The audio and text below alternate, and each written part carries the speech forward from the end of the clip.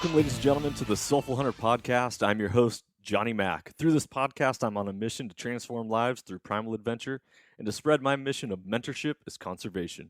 This podcast is powered by Washington Backcountry, a resource for all hunters, both new and old. To find out more about Washington Backcountry, go to wabackcountry.com or search for Washington Backcountry on Instagram, Facebook, Twitter, and YouTube. The Soulful Hunter Podcast is also proudly presented by T&K Hunting Gear.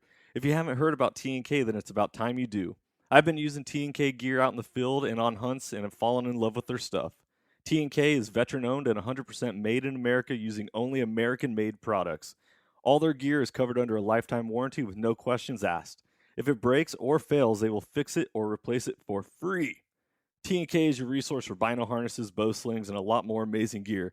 For more information about T&K hunting gear, go to tnkhunting.com or search for them on Facebook and Instagram. I hope you guys enjoy this episode. Freedom on and stay soulful. The Soulful Hunter Podcast is also proudly presented by the Crazy Elk Company. Based out of the state of Washington with products made in America, they are providing solutions with gear to problems you didn't even know you had. Their tag wallet is one of those solutions, and I had the pleasure of using it on all of my hunts this last year, and it is now a mainstay in my kill kit. The tag wallet is a water-resistant zippered pouch that comes with its own reusable zip ties to safely and securely store your notch tag for quick and easy access. For more information, go to crazyelkcompany.com and use the code SOULFUL with a capital S to save 20% at checkout. Be blessed, everyone, and as always, stay soulful. Ladies and gentlemen, welcome back to another episode of the Soulful Hunter Podcast. I'm Johnny Mack, and today I got a really cool episode of something that I've wanted to be bringing to you for quite some time, and that is all about building your own rifle, your own custom rifle, and just that you can do it, and it's not something that is overwhelming or super intimidating. And I did this fall. I was able to build a rifle, and I used it in the field and took a beautiful whitetail buck.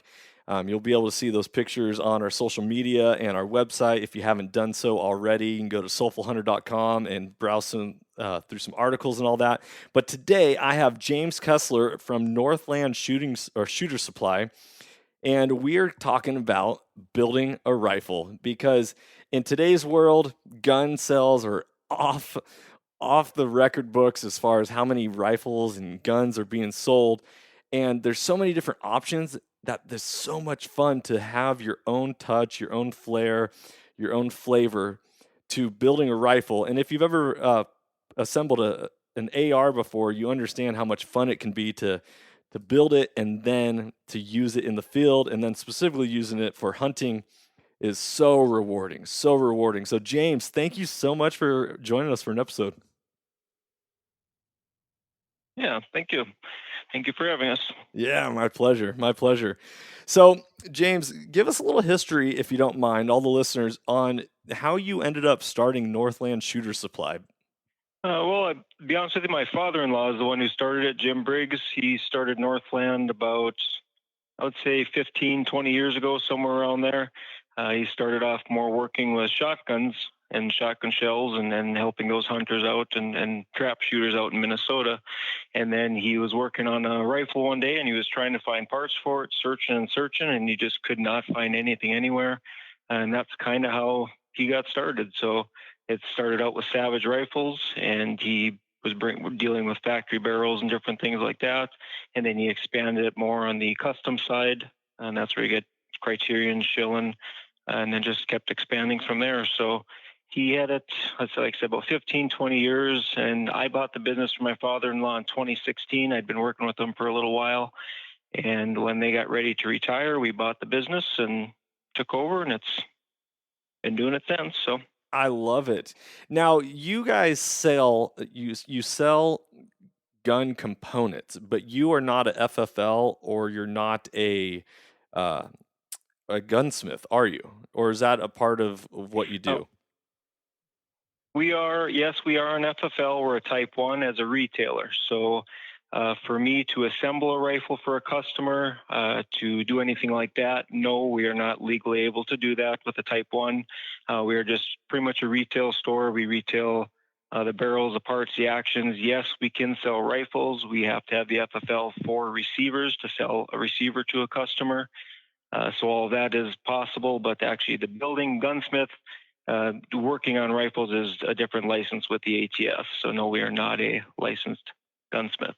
I love it. So I actually learned about Northland Shooter Supply through my good buddy Jeff Winslow out in North Dakota, and he shoots PRS and a lot of rifle matches all across the Midwest. And I was talking to him about I'm working with Graybow gun stocks, and I'm doing something with them, and I need to build a barreled action to put in a Graybow gun stock. What do you recommend? You know, all this stuff. And he was like, well, have you ever heard of Northland Shooter Supply? And I was like, no, tell me about it. He's like, you ever heard of a Remage? And I was like, I have no idea what that is. And I was like, what is it? And he was telling me about how you can take a Remington 700 action and use a Savage barrel that attaches with a barrel nut, so you don't need any gunsmithing. And bada bing, bada boom, you go through the process, and all of a sudden you got yourself a rifle.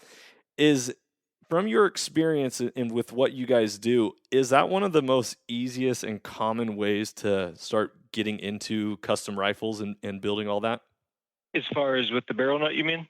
Yeah, is that going to be a common way to start building it, or is there other ways that people can build rifles as well? Yeah, there are different options. So what we do with our business is you are correct. It is the most common way. Is guys will either start. So you have the nice part about doing with the barrel nut system is you can start with a factory Savage, you can start with a factory Remington, Tikka, Howa, Ruger Precision, any of those, and we make pre-fit barrels that go on with the barrel nut to where the customer can do it in their home. We go from that extreme to the other end where we deal with custom actions, Bighorn Arms, Bat Machine. We deal with their actions where it's more of a high end or more of a tighter tolerance action, and then so guys can get into the more expensive end of it if they want to go that route, or they can go into the more affordable, still good results on the Remington Savage, and do it yourself. So What is makes it very easy Yeah, for yeah. simple tools at home. Yeah, I love that. What is the real difference between the different actions when you're talking about like a bat machine and all these versus just like your typical Remington?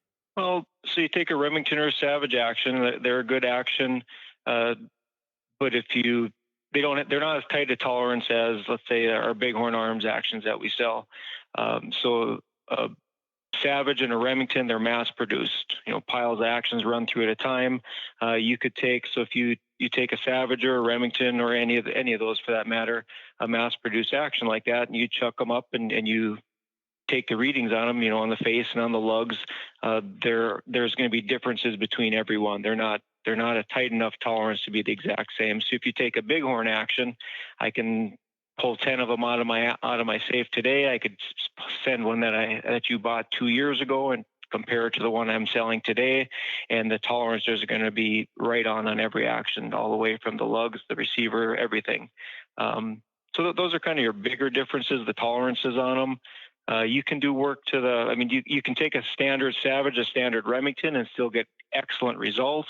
We have some national records with gentlemen running factory Savage actions, factory Remingtons. So they do very well like that. And then you get guys who will do extra work to the Savage or the Remington or Tikkas or any of those just to help improve that. But it just kind of depends on what you're doing with it and what extreme you're going to. What you're looking for out of your rifle is kind of what the main thing it'll come down to. Yeah, totally. Is the tighter tolerances that you're talking about, is that going to produce a better accuracy, or where's the value in it when it comes to the end user? So we get asked that question a lot, and the best way I could say is it kind of depends on the shooter, to be honest with you. So you take the average shooter who's a hunter. Let's just put it that way. Let's take a hunter who doesn't go out and shoot on the off season. He doesn't do much. So when he gets ready for deer season, he pulls his gun out of the safe, takes it out and runs a couple shells through it just to make sure he can still hit the paper, goes out, shoots his deer with one shot, comes in, and he doesn't really use it until the next year. So you take a gentleman like that, or even a guy who shoots a little bit in the off season, not a whole lot, versus some of the competitors that they shoot every day. Every day they're running rounds through their barrel, whether they're at a competition or just at the range or at their own range. 50, 25, 100 shots every night.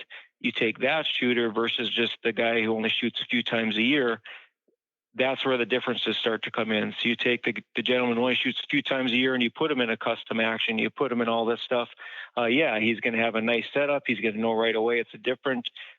He might be able to shoot a little bit better. Where you really start to see it is the guys who are shooting every day and every day. That's where you really start seeing as far as the accuracy goes.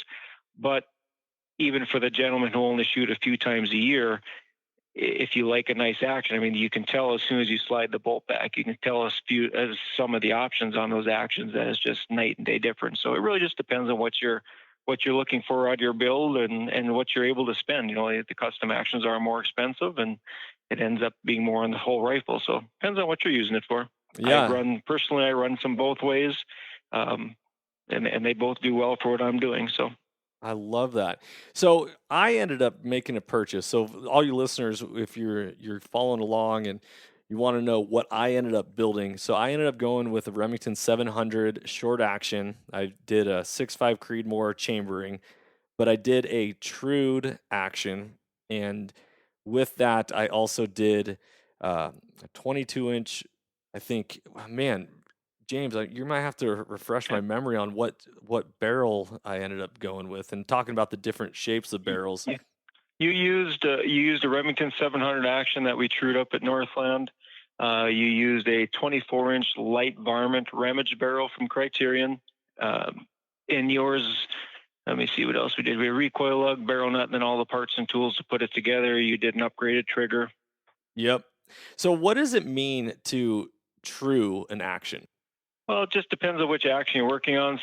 And there's many different ways. There's truing in action, there's blueprinting in action, and you can ask probably 3 different smiths and they'll give you a different answer on what they think is right, and they'll argue it to the end of time. So what we do on our Remington actions, or what we did, Remington is no longer selling receivers, but what we did when we were selling the Remingtons is we trued up the face of the receiver, and then we lapped the lugs. So lapping the lugs, it laps the bolt lugs to the receiver lugs, so that way you're making 100% contact. 80 plus is the best, but normally it's at 90 to 100% contact on the lugs. And then you're making your receiver face true, so when you bring that barrel down and it bottoms out against that recoil lug in the action, everything stays 100% lined up with your raceways on your receivers or your center bore, your action. So that's what we do on ours. And there's other things you can get into that'll make them function better, smoother, things like that. But from what we found, to get the most out of the accuracy, truing up the face of the receiver and lapping the lugs got us the most. Now, does that add an accuracy or just a smoother cycle when you're cycling the bolt? No, that does the accuracy. So having all those parts lined up. So if you take a lot of times if you take, and it's not only Remington, but if you take a Remington or a Savage and you let's say you blew the contacts between the lugs on the bolt and the lugs in the receiver.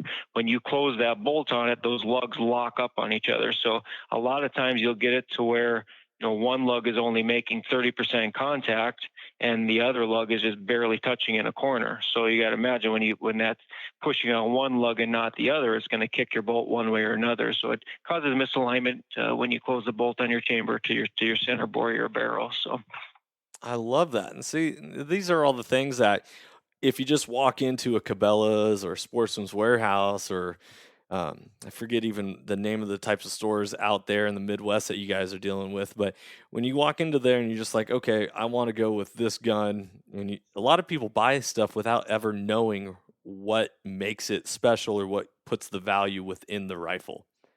So this is a great conversation, and feel free to cut me off at any point to just take it away and talk more. Is there anything I'm missing in regards to the actions? No, that's the most part as far as the work on the action that you can do. When you get into different types of actions, let's say Savage, they're a little bit different setup to where they have a floating bolt head on those. So there are little things you can do there, like upgrade the bolt head. They make tool steel bolt heads that are an upgrade for those. You can still lap the lugs on those to get better contact. So there's little things you can do on different actions, just depending on how the action is actually set up. Awesome. What do you think about some of these companies that are starting to develop aluminum-based actions? Aluminum-based actions. I've heard of them. I've never actually had one in my hands. Titanium actions are getting pretty big. Guys are trying to, cut every ounce they can for backpacking and hiking back in the mountains. So those are getting pretty big, taken off. I don't personally run one of those, but they are a nice action. Okay. You're trying to cut every ounce possible. Yeah, so the build that I ended up going with, I loved how it shoots. I ended up, just for listeners' sake, putting in a Trigger Tech special trigger. But one thing I noticed is that it's heavy. I'm running a 2 pound Graybow Phoenix stock. The scope that I put on the gun is a heavy scope. So that obviously, if this was a bench rest gun or even a competition gun within like the hunting categories that they offer where you need to keep your gun under a certain weight, this is a perfect build for that. But when it came to lugging it around in the mountains for miles on end, I did notice that it was super heavy. And one of those things where you can cut weight on is the barrel and the barrel tapers and all that. So can you talk about the different types of barrels and the shapes and all that? Yeah, so there's quite a few different contours and exactly what you said there. So it just kind of what I tell every customer when they call is it depending on what you're doing. They always say, what barrel should I be buying? What contour should I buy? So it really comes down to what you're doing. So if you're a bench rest shooter, guys who just, from their vehicle out to the bench, sit down, they shoot or prone, and then they walk back to their vehicle. They're not lugging it around. Big heavy barrels, 28, 30-inch bull barrels, that's the best for them. More material there so it doesn't heat up as fast. So you take the other end of it where guys who hunt like you and I do, where we hike back into the mountains and we put on miles and miles and miles. There you're needing to cut weight because you got to remember you have a backpack on your back with water for the day and food and extra clothes in case the weather turns on you. So there you look more towards the lower end. And we've talked to a lot of people over the years, and everybody is different from what they consider to be something they'll do that with. So, sporter barrels, heavy sporters, light varmints, light palmas seem to be the most common for those gentlemen. Uh, Personally, I use a lot of heavy sporters. I have a friend that I hunt with a lot. He uses the sporter contour. He likes cutting that extra 6 ounces out of there.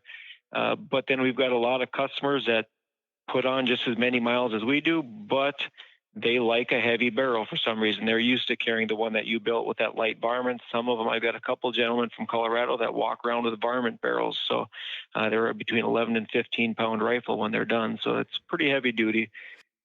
There's different ways to adjust that, which you hit on, which would be the rifle scope and the stock. Those play a huge part. The scopes these days with all the turrets, they get to be very heavy. So what we tell a lot of guys is, kind of look at what you're doing with the barrel, but look at what stock you're putting on, look at what rifle scope you're putting on, because those pounds can add up in a hurry there also. So Yeah, yeah. So just listeners' sake, ended up doing the light varmint, which is a 4 pound barrel at 24 inches. And the stock was 2 pounds, the scope is 2 pounds. And then do you know how much the action typically weighs? they're, well, not without pulling one out, they're a little bit under 2 pounds. Yeah, so that was kind of my guess, is that I was after with a full magazine rather than a base plate in my gun, I was going to be sitting right around 10 pounds. And you know, I'm not a weenie by any means. However, my grip, I'm not really a big fan of gunslings. I rather carry my rifle in hand, but it turns out with a rifle that's 10 pounds, I found myself slinging it over my shoulder a lot more than typical. And my other hunting rifle, which I've used in the past, is a Kimber Mountain Adirondack, similar to the Mountain Ascent, but without the Barrel fluting? yes, the fluting in the barrel. Fluting, yep. Yeah, so I went from carrying around like a 5 pound rifle to a 10 pound rifle, and every time I grab my Kimber out of my safe, I'm like, oh geez, that sucker, that is nice. But one thing is, like you said earlier, if I have to shoot that rifle more than 1 round, 2 rounds, even three at the max, that barrel heats up very quickly, which then throws off the accuracy quite a bit. Yeah, that's very common on those. So a lot of what I run on my hunting rifles, the ones I pack around Colorado, I use heavy sporters. I did set one up here, I think 2 years ago. I also used a gray bow stock. I believe mine was a Train. I don't remember Train. I did a Remington action on that one also. I did a Leopold scope with my sling and everything hung off there with the bottom metal. And I don't remember if I had cartridges or not, but it weighed about 9.5 to about 9.75 pounds with a 26-inch heavy sporter. So mine was the same way. I had a little bit bigger scope on there that I actually needed for hunting in the mountains, and then for typical mountain hunting, I could have went down to a 24-inch to save a few ounces there, but so yeah, a lot of that plays a big part in. So what you had on that Kimber mountain rifle, a lot of those are running sporter barrels, or even a little bit less, what they call like more of a mountain sporter. So it's actually smaller than a S3. So those get pretty light and whippy. Those we normally try to stay away from those on our end as far as selling barrels. We go down to about a sporter barrel. We can do a few modifications on those to where we can change neck diameters and different things just to cut a few ounces here and there to help on some of that, depending on what guys are looking at doing. I love it. That's really good to know. So a lot of guys, when they order, well, like what I did, a Criterion barrel, which is what you keep in stock, but you can get it fluted, you can get it threaded, and all these different options. Is that something that you do in house, or do you order it from Criterion that way? We bring our barrels in from Criterion and Schillen, so we try to keep them on the shelf both ways. We try to keep them for gentlemen who are looking for muzzle thread, and we're trying to keep them for the guys who don't use muzzle thread. So a little bit of both ways. The only thing you guys just got to look at, so we get this asked a lot, so guys will want to do exactly what you said. They want to set up the lightest rifle possible so they can hike around with it, so they want to go to a sporter barrel. But then they want to put a suppressor on there, so they want to thread it 5/8 24. Well, the six is that it's not possible to do that because your sporter is only I think they're 595, 585 at the muzzle at 24 inches. 5/8 24 is 625 thousandths. So the thing is, when you go to a small barrel like that, if you want to use muzzle thread, then you're restricted to muzzle diameter and what device you're using. So you always got to keep that in mind. Guys who are using muzzle brakes, you can go down to a smaller muzzle brake, like a 9/16 24 thread. That'll help you go to some of those smaller barrels. There are adapters you can run for suppressors to go down to that thread size also, but it's normally, people think there's a standard in the industry for thread. There's really not. From a barrel standpoint, it comes in a muzzle device. It comes down to the shoulder diameter, or the shoulder diameter that device is bottoming out again. So most suppressors, if you look on their prints, most brakes, they'll all have a minimum muzzle diameter that they want that device to bottom out against to hold it on securely and safely. So you always got to keep that in mind also. So like myself, I don't run muzzle device, especially for my hunting ones. I don't do that because I don't want to worry about that or try to get it to a certain size just to run a suppressor. So you can always thread it and run a muzzle thread protector when you're doing that, or just keep a separate barrel. The nice thing about the barrel nut is you can always keep your barrel that you hunt there with a few months out of the year. And when you want to go bang steel, you want to go do that kind of stuff at the range with your suppressor and all this stuff on, you can always go to a little bit bigger barrel where the weight isn't important then. So that is such a cool topic, and I want to get into that. Just for listeners' sake, I run a flash hider on the end of my mountain, or my Kimber mountain, and I did originally want a suppressor on the end, and I didn't realize when I bought the gun, but I had to buy an adapter to make the threading fit. So if you guys ever see the pictures of that and you're like, oh, what is that going on? That's exactly what James is talking about. You just got done saying that if you want to switch out your barrel for a heavier one for banging steel or a lighter one for your hunting purposes, that's one of the cool things about your Remage builds that you offer, is that is an easy at-home fix and easy at-home thing that you can do. How much, when you are switching out your barrels between your light sporters and your varmints and all that, are you noticing an accuracy shift for you to have to re-sight in your rifle? You're always going to have to recheck your zero. So even if you take your rifle that's shooting great, you go and pull the scope off. You take your rifle that's shooting great and you pull it out of the stock, you should always go double check your zeros. If anything moves at all, I mean, it makes a huge difference at 1, 2, 3, 4, 600 yards. So that does play a big part in it. So when you switch barrels like that, yes, you are going to have to check your zero or double or resight in. The biggest thing on that we always tell guys. So as long as you're doing the same, people are always worried about. So if I take this barrel off and put it back on, are my reload still going to work? Or my headspace? How close can I get my headspace again?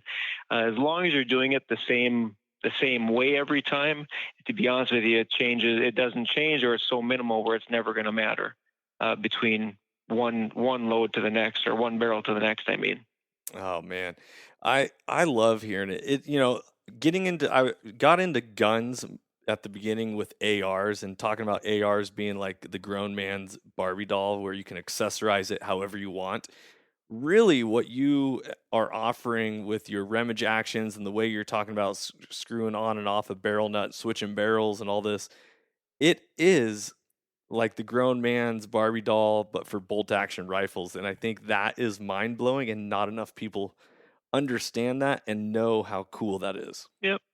We do quite a few of that. Even for my personal rifles, I'll run more, about 3-4 barrels on one action. So rather than having that many actions, I just switch them around. So if it's depending what time of the year it is, or certain times of the year where coyote hunting rifles, you use those in the winter a lot longer for calling and those sort of purposes. What you'd use for your deer hunting rifle, you don't use for coyote hunting. So a lot of times it doesn't get used quite as much unless you get the big game tag or something along that line. So, and then after it starts to warm up and you hit summertime, depends. Some guys still do some varmint hunting then, but even if prairie dog hunters, things like that, you can always go to a longer, bigger, heavier barrel where you want that extra weight and it's going to benefit you. So it's simple and easy to swap barrels around like that.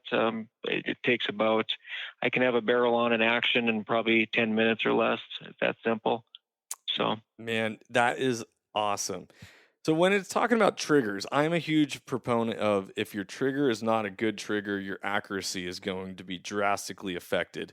I noticed that on your website you sell Trigger Tech, Rifle Basics, and Schillen. There are a lot of other really good brand triggers out there, and yet you don't offer them on your website. Is there a specific reason why you're not going with certain brands, or why you chose certain ones to offer? Not necessarily. Like I said, there are a lot of good triggers on the market. We dealt with these 3 triggers just because they're good. Well, a couple reasons. Any companies we deal with, we always try to make sure they're good companies to deal with. Make sure, very important to us, that they stand behind their product. So we don't want a company that we bring in a trigger and they have an issue, but then they don't want to help the customer out on that end. So the companies we work with here, they're very good. They help customers out if you have questions or issues or problem with the trigger. Whether you call us or whether you call right to them and say, I bought a trigger from Northland, I'm having an issue with it, or I'm not sure how to adjust it, I'm not sure how to install it, they're very good to deal with on that end. So just kind of a preference of what we used and liked and we're happy with. So we kind of stuck with those. So. That's beautiful. So, if you were to build a rifle for a Western hunter, or if a guy was like, "All right, James, I need to build a rifle. I don't really know where to start. I do a lot of backpacking. I'm going to be in the mountains." What What are the two options? One with like your basic average rifle build, and then what would you actually put as far as components in to make it the rifle that you would want to carry out in the country? Just for a basic build, something, not, if you're trying to stay at more basic, I should say, a good option to go is let's say a Savage Action. So the nice thing about the Savage is they're customizable. They got a lot of good options that come with them.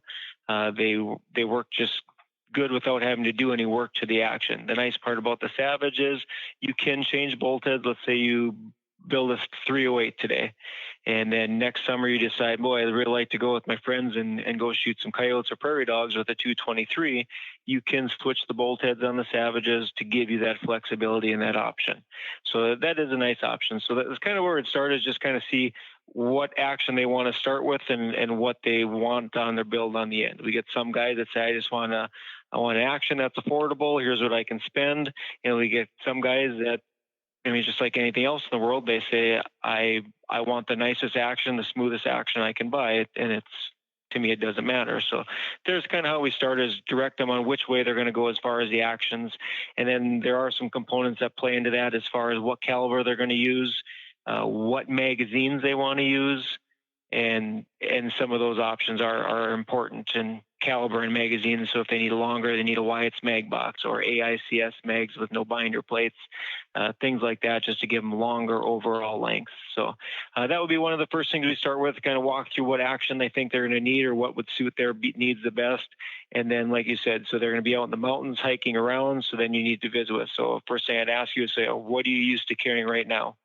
So if you say, I'm used to carrying factory Remington or factory Savage rifles, so that tells me they're most likely using the sporter barrels is what most of the hunting rifles come with. So, and I asked them, is that heavy enough? Or do you like it a little bit heavier than that?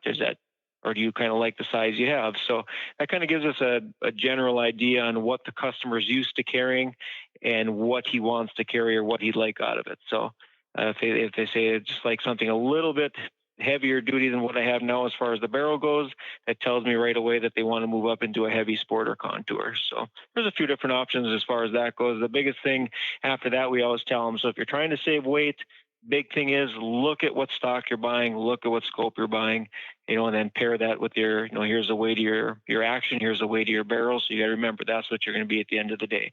You don't need a big, huge scope that you're going to be hunting in the woods with. I mean, there's no reason to have something like that. So go with something with less options on there, a little bit lighter, to help you save some of that weight. Yeah, that makes total sense. If you were to build yourself a rifle, and obviously you have, and you talked about it a little bit, what did James go with? What did you choose for your build for carrying out in the woods and hunting? The last thing I built on a Remington 700. My father and I went to Colorado on elk hunt again. We used to go every year. So we went up to Colorado. I needed a different rifle. So I put together a Remington 700 action. I used that gray bow stock we talked about at that time. I did a Remage barrel on that. So it was a Criterion barrel on there. I did a 26-inch heavy sporter and a 7mm Remington mag is how I set that up. And did you end up killing an elk on that hunt? On that one, the last one, no, we did not. On the last year we went, we did not have any luck. We got lots of cows, lots of spikes, but nothing that was a legal bull to take at that time. So, man, that's too bad. Are you planning on going out there again this coming year? This coming year, probably not, but we're hoping for possibly the following year after that. So, I love it. Well, I actually am planning on getting out to Wyoming here within the next couple of years, but I might have to throw Colorado in the mix as well. Obviously, all you listeners out there know that I'm based in the state of Washington, but the state of Washington has some good hunting as long as you know where to go, and so it's hard to leave that in-state tag price for an out-of-state price. Okay, so James, I think you have delivered a ton of solid information for listeners to kind of get an idea of, hey, I can do this. I can build my own rifle and put my hands on and have a lot more pride in what I'm doing. Besides the action, besides the barrel nut, what else is someone going to need to make sure that they can do everything they need in their garage, on their workbench, whatever it is? Take us through the last couple items. So basically all the tools are the same, whether you're starting with a Savage action, a Remington action, you can buy one of our Bighorn actions. The tools are all basically interchangeable between all of them. So the first thing you need we use external action wrench. They go around the outside of the receiver. They hold the receiver. They do a couple important things. One is they hold that receiver, so no matter how much force or torque you put on it, you can't distort or tweak or damage the action. So that's very important. The other part is there's a milled notch on the bottom of the action wrench that's made to go in a regular old bench vise that you'd have in your garage or shop. So you can clamp the action wrench in there, and then that'll hold your whole rifle while you're doing the build. Or we've got gentlemen doing this either in the field, or we've got guys doing this right in their apartment floors. It has a 15-inch handle on there to use as a reaction arm. So when you're tightening that nut, you're tightening against that to set your torque, basically. So that would be one of the first tools. Then we have our barrel nut wrench to tighten and loosen the barrel nut. And then we would have obviously head space gauges depending on what caliber you're going to build. So some head space gauges are interchangeable. Let's say a 308 is good for a 243, 308, 7mm 08. So you have a 243. So you have a lot of different options on that one. Some are caliber specific, some are not. So Creedmoors will do all the Creedmoors, so things like that. So it just kind of depends on which calibers you're running there. The only tool that's specific to one use would be our taper lock tool. That is a tool we designed to drop in from the top of our action wrench. So when you put together a Savage, there's a notch in the front of the action and a pin in the recoil lug. So that's what holds that recoil lug from turning when you torque the barrel nut down. So you don't have to worry about holding the Savage's recoil lug. On the Remingtons, they do not have notches in the front of the action. So we designed our taper lock tool, drops in from the top of the action wrench right when you get your headspace set, and as you're done, right when you're ready to torque the barrel nut, you drop that little tool in. Holds the lug in 100% alignment with your action screws. So other than that, it's pretty straightforward. Yeah, and it's not that much, like, it's not overwhelming. It took me a little bit. Obviously, I might have been a little green when it came to this, but I all your materials came with instructions, directions. You referred me to, take a look at YouTube. There's some YouTube videos out there that you can take a look at. It was really self-explanatory when you just kind of look at where screws go, and if you've ever put a barrel onto any sort of action, and specifically ARs, because those are more commonly put together, it wasn't that difficult, and to the point where I was like, man, I want to do more of this. It is addicting. Do you find yourself, you get a lot of repeat customers because they're like, oh dude, this is awesome, now I want to build this? Yeah, we have customers that my father-in-law was dealing with before I ever took over Northland, and they're still coming and buying barrels and actions and doing the same swap. So yeah, a lot of repeat customers, a lot of new customers. So, and one thing as you were saying that is that we do send direction sheets out with all that stuff. Like I tell all customers, if they ever have any questions once they're doing the build, let's say they get everything in front of them and they're just not 100% sure or things aren't making sense, I always tell them, feel free to give me a call. Once you have things in your hand and you can actually see it, it's a lot easier for me to explain it to you over the phone, the correct way to do it, or get you, help you out with what you're having trouble with. So we're always there to help you out with that kind of stuff if they need it also. So Yeah, I love it. Now, one thing that can get a little confusing, which when you and I started talking, I built my rifle around a gun stock, and it doesn't always have to work like that. However, you started a conversation with me where we were talking about barrel tapers and what taper is the gun stock. So, can you take us through that a yeah. little bit? So well, I always tell customers it seems like they do a lot of guys do the same thing. What you do is they find the stock that they want, and then they go out and try to build the rifle. Well, a lot of times where they're buying the stock from doesn't give them the right direction or ask the right questions. So they get something larger profile than what they actually need. So we always tell guys, if you're trying to build a rifle, start with the action in the barrel. That way you can, we can get you set up with the correct barrel you need, and then you buy the stock or the chassis that'll fit the barrel. So if you're buying a little sport or taper barrel, you obviously don't need a big varmint profile. It doesn't hurt to have that, but you're just going to have a lot of room around both sides of the barrel. So you can always get stocks that are more fit for the size of barrel that you need, rather than trying to work with and trying to fill the big gap you have in the side. So Yeah, and so for those of you who are trying to get a visual of this, if you consider like a bunch of extra space around the barrel all the way down towards the action, that is what we're talking about. Is, do you want your stock to match your barrel, and do you want very minimal space, or do you like a big gap where you could, you know, I would say if you're hunting with it, maybe get twigs stuck in it, or hang up your stock on a bush because that bush slid in between your barrel and your stock. there's good and bad both ways. So on my rifles, I prefer more room. I'd rather have too much room than not enough. Because anytime you start that stock touches your barrel at all, that's when you start having accuracy issues. So let's say you're running a bipod on there, shooting downhill, and you're putting a bunch of forward pressure on that, or holding down on a bag, and you're pushing down in the front of that stock, and your stock has enough movement to push up against that barrel, you start having issues. So to me, I'd rather have too much room than not enough. But yeah, there can be a limit on when you get too much room in there. So it just depends on what customers. Some guys, we get a lot of gentlemen who they tell you they don't care what the rifle looks like. They just care how it shoots. We get the next customer who is just as important to them as how it looks as how it shoots. So it just depends on the gentleman. I love it. I love it. James, is there anything that I missed as far as when it comes to building a rifle that you would feel that the listeners need to know? I think you pretty much touched base on it as far as the tools and different options. The biggest thing is guys just need to know what they're going to use the rifle for and what they want at the end of the day. So guys were looking for the extra weight, PRS shooters, bench rest shooters, big, heavy is good. Guys were looking at packing them around. They just need to look at what else they're going to be carrying besides the rifle. You're going to have a backpack on your back or you're not. All that is going to add weight to yourself. So, but no, that's the biggest thing is just kind of deciding what size barrel you want and going from there. So.